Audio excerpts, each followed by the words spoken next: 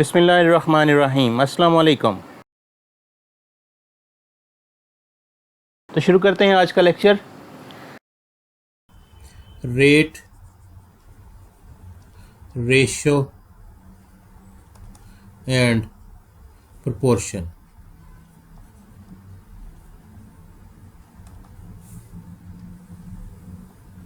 इसमें हम रेट को सबसे पहले डिफाइन करते हैं जी। Rate is the comparison of two non-similar terms, two or more non-similar terms। अगर for example distance and time,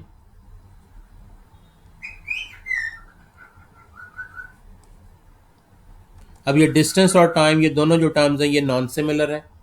इन दोनों का जो कंपैरिजन होगा उसे हम कहेंगे कि ये रेट है।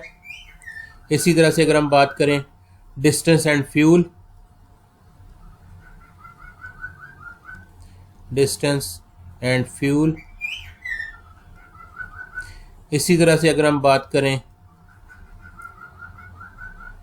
क्वांटिटी एंड बिल या कॉस्ट कह लें, आपने कितनी चीज़ें परचेज की और उस पर कितने आपने टोटल पे किया है बिल उसका, तो ये जो रिलेशन होगा, कंपैरिजन होगा, इसे भी हम रेट कहेंगे। ठीक है जी बात? Yes sir. ओके। अब अगर हम इसका क्वेश्चन अगर हम देखें, a car can travel 90 miles या 90 kilometers in 4 liter of fuel,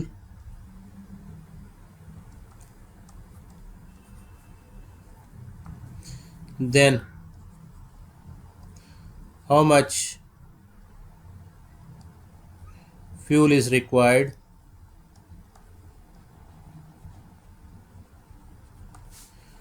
to cover a distance of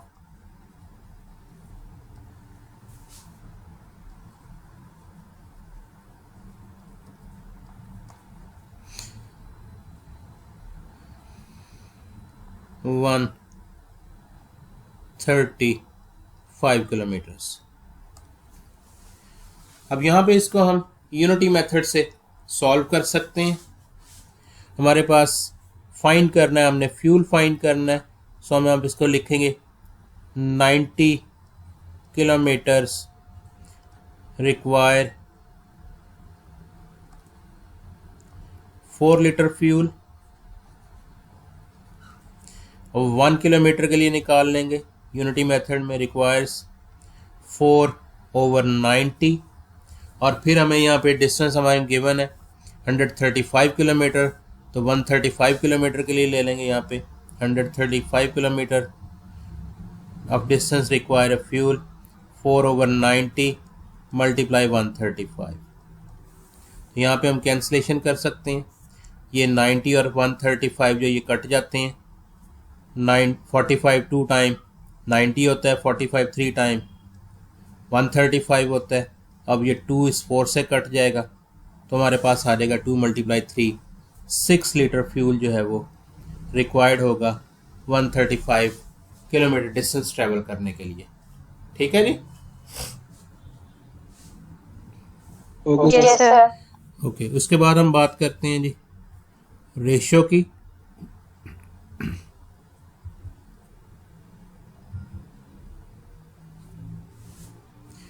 ratio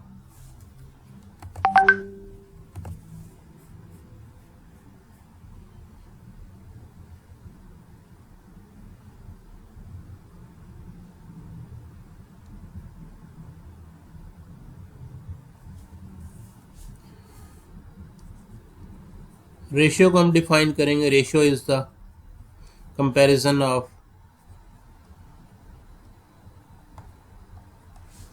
2 similar, 2 or more similar terms.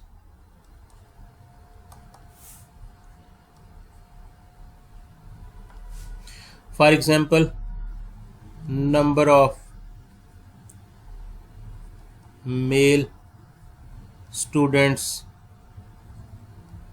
to number of female students.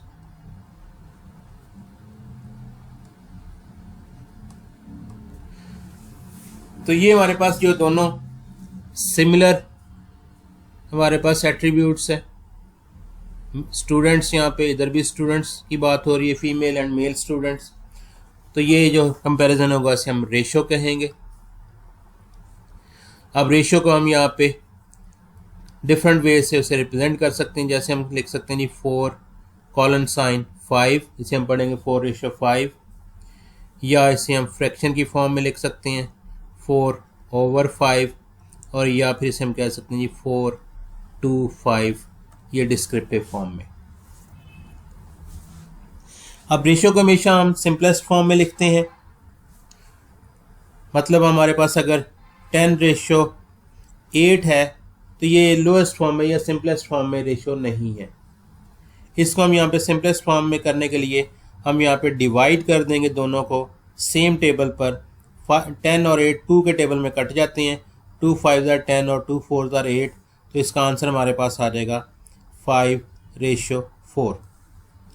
इसी तरह से अगर हमारे पास क्वेश्चन हो 1/2:1/4, तो यहाँ पर हम मल्टीप्लाई कर सकते हैं इसको 2 और 4 के एलसीएम से। अगर हम इसको 4 से मल्टीप्लाई कर दें तो हमारे पास ये इसका आंसर आ जाएगा। 4 को जब 1/2 से मल्टीप्लाई करेंगे तो 2 आ जाएगा, 4 को जब 1/4 से मल्टीप्लाई करेंगे तो ये 4 से कट जाएगा, यानी कि 1 आ जाएगा, तो ये बन जाएगा 2:1। तो इस तरह से हम किसी भी रेशियो को लोएस्ट फॉर्म में या सिंपलेस्ट फॉर्म में कन्वर्ट कर सकते हैं with the help of multiplication and division. Ratio के अंदर एडिशन और सब्ट्रैक्शन जो ये अलाउ नहीं होती, प्लस माइनस ये नॉट अलाउड है।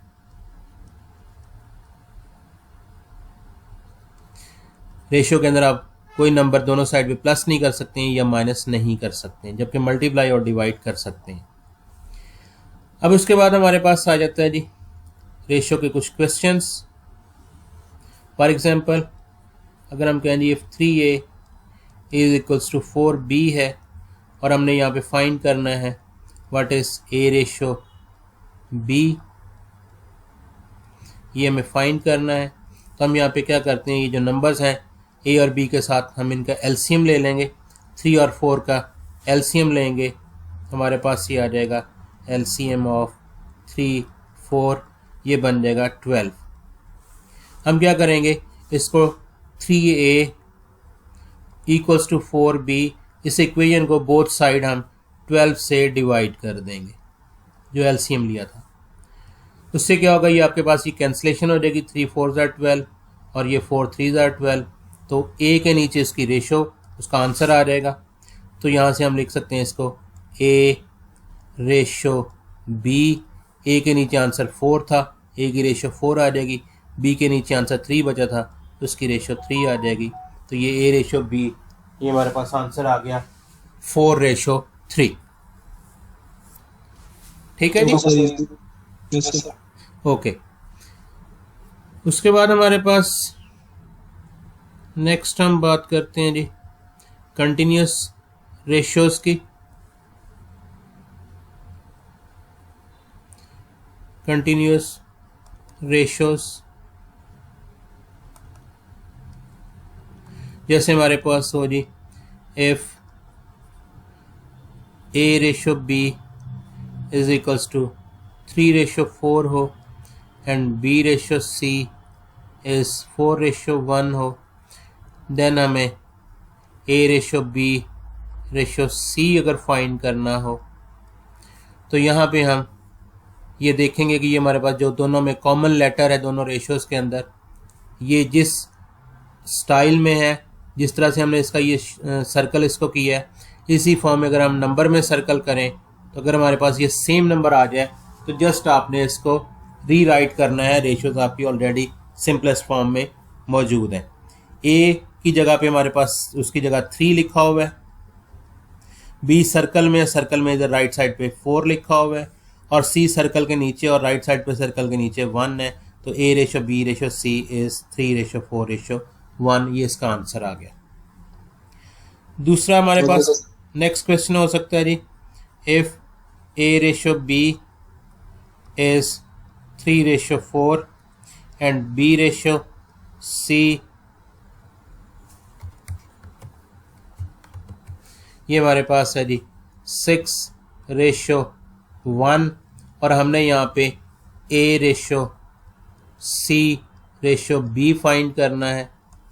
तो अब हम देखते हैं यहाँ पे ये जो इनमें कॉमन लेटर था लेफ्ट साइड पे बी, जबकि इसी स्टाइल में नंबर्स को सर्कल करें तो ये दोनों नंबर्स डिफरेंट हैं। डिफरेंट नंबर्स को हम सेम बना सकते हैं, और सेम बनाने के लिए हमेशा हमने एलसीएम की हेल्प लेनी है।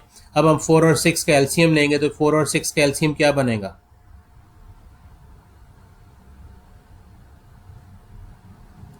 एलसीएम ऑफ 4 and 6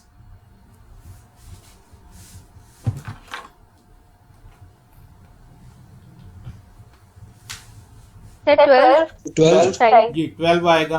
तो हमने क्या करना है, यहाँ पे ये जो नंबर सेम हमने बनाना है वो 12 बनना चाहिए। तो हम क्या करेंगे, मल्टीप्लाई करके 12 बनाएंगे। उसके लिए हम फर्स्ट हमारे पास जो रेशियो है उसको अगर हम यहाँ पे 3 से मल्टीप्लाई कर दें तो हमारे पास यहाँ पे 4 की जगह पे 12 बन जाएगा। इसी तरह से 6 को 12 बनाने के लिए हमें सेकंड रेशियो को 2 से मल्टीप्लाई करना पड़ेगा। तो हम यहाँ पे ये मल्टीप्लाई करके लिखते हैं। पहली रेशियो को 3 से मल्टीप्लाई करेंगे तो ये बन जाएगा 9:12। सेकंड रेशियो को 2 से मल्टीप्लाई करेंगे तो ये बन जाएगा 12:2। अब हमारे पास जो है ये बी के स्टाइल में सर्कल करें तो ये नंबर दोनों में सेम हो गया सर्कल के अंदर। अब हम इसका आंसर लिख सकते हैं। पहले हमने ए का आंसर लिखना है। ए हमारे पास सर्कल के ऊपर है जिसका आंसर 9 है।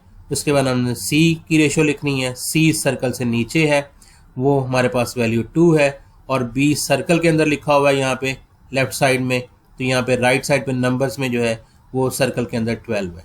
तो ये 9:2:12 इसका आंसर आ गया। एक और क्वेश्चन देखते हैं हम यहाँ पे। If A ratio B is 5:2 और C ratio B is 1:4, then हमें फाइंड करना है A ratio B ratio C. अब हमारे पास यहाँ पे जो कॉमन लेटर है वो बी, वो हमारे पास इस स्टाइल में है। नंबर्स में इसी स्टाइल में सर्कल करें नंबर्स तो ये नंबर्स अगेन सेम नहीं है, डिफरेंट है। तो लिहाजा हम इन दोनों को सेम बनाने के लिए 4 और 2 का एलसीएम लेंगे। 4 और 2 का एलसीएम क्या आएगा जी? 4 सर। 4 आ जाएगा।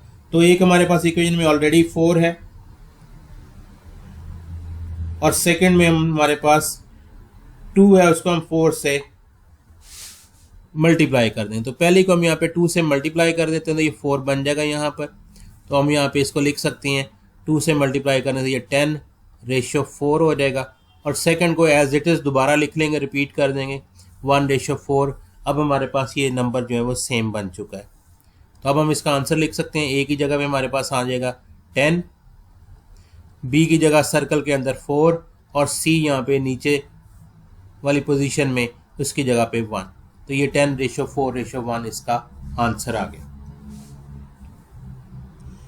ओके, उसके बाद हमारे पास इसका एक और क्वेश्चन हम रेशियो का देखते हैं, रेशियो की एप्लीकेशन के हवाले से।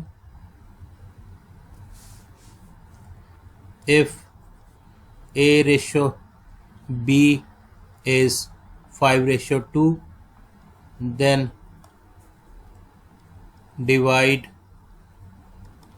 the sum of 1400 between them। हमारे पास यहाँ पे ए रेशो बी दी हुई है 5:2, और हमने इन दोनों का सम हमें दिया हुआ है ए और बी का 1400 है। हमने ए और बी की वैल्यूज फाइंड करनी है।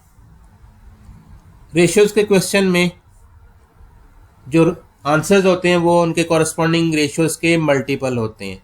ए का जो आंसर होगा वो 5 का मल्टीपल होगा, जो बी का आंसर होगा वो इसकी रेशियो 2 का मल्टीपल होगा। हम इसी कॉन्सेप्ट को कुछ इस तरह से लिखेंगे, share of A will be equals to 5 time x, 5 का multiple. Share of B will be equals to 2 time x, 2 का मल्टीपल। ये हमने इस रेशियो से ये दो लाइनें लिख ली हैं, a is equal to 5x, share of b equal to 2x। उसके बाद हमें दिया हुआ है डिवाइड ए सम ऑफ, सम का मतलब है दोनों को टोटल, हम दोनों को इनको प्लस कर देते हैं, टोटल कर देते हैं, a प्लस बी आ जाएगा इक्वल टू 5 प्लस 2 7x आ जाएगा।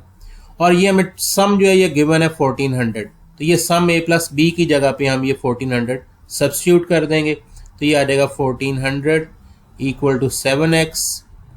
तो यहाँ से हम x की वैल्यू फाइंड कर लेंगे, 1400 ओवर 7, तो x की वैल्यू मेरे पास आ जाएगी 200। अब ये x की वैल्यू हम यहाँ पे इसमें पुट कर देंगे, यहाँ पर 5 और x की जगह पे 200 पुट करेंगे, तो ये इसका आंसर आ जाएगा 1000। इसी तरह से b का आंसर फाइंड करना, तो यहाँ पे इसमें x की वैल्यू पुट कर देंगे 200, तो ये इसका आंसर आ जाएगा 400। तो इस तरह से हमारा ये क्वेश्चन जो है वो कंप्लीट हो जाएगा। और नेक्स्ट हमारा क्वेश्चन, नेक्स्ट हमारा आखिरी क्वेश्चन आज के लेक्चर का वो है जी, if a ratio b ratio c is 2:7:1 and b gets 6,000 more than C, then find share of A।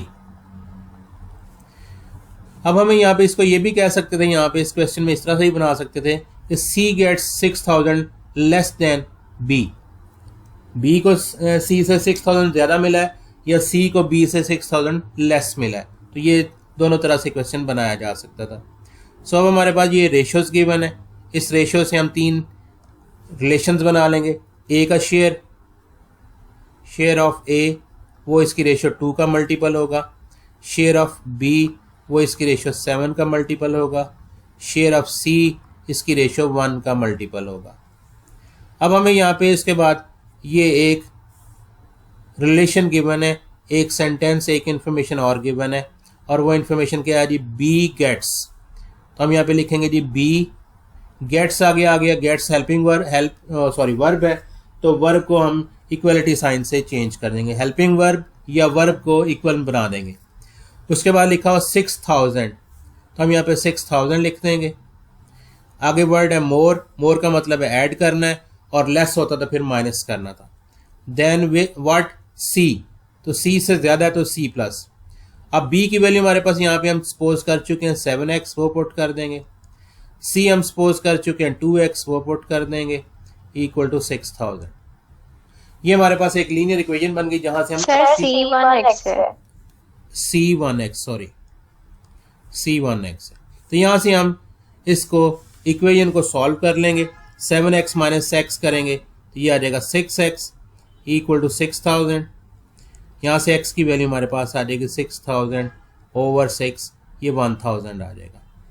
हमने फाइंड करना है शेयर ऑफ A, तो A का शेयर हमारे पास यहाँ पे A इक्वल टू 2x लिखा हुआ है, यहाँ पे हम x की वैल्यू पुट कर देंगे, तो हमारे पास शेयर ऑफ A आ जाएगा equals to 2x and 2 time 1,000 equals to 2,000।